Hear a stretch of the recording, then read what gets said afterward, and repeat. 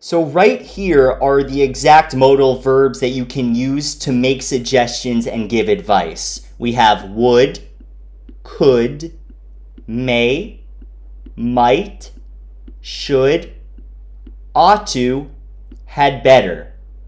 And just a note, had better is if your advice or your suggestion is really strong. You really believe what you're saying.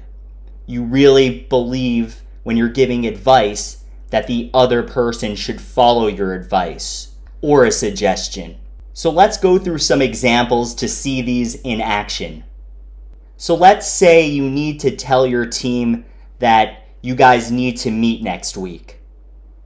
You can directly say, we need to meet next week, but that's a little bit too direct. We can be more professional and use a modal verb and instead say, we should meet next week.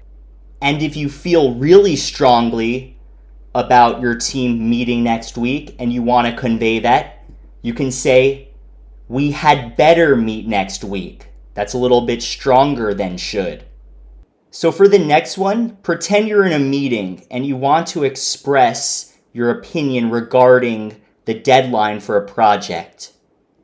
You can directly say, it's a good idea to extend the deadline, and that's okay, but your message might be more nicely received, more well received, if you use a modal verb and said, it may be a good idea to extend the deadline.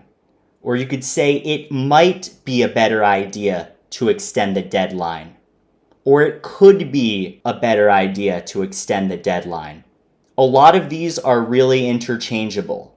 And moving on to the next example, let's say you're proposing your plan, you're showing your plan. You can say directly, here is my plan, or use a modal verb and be more polite and say, here's a plan we could consider. All right, that's a lot more professional, and there's going to be a higher chance that your colleagues think your plan is good or want to accept your plan. So overall, as you can see from these examples, using these modal verbs can make your message sound less demanding and more polite and indirect.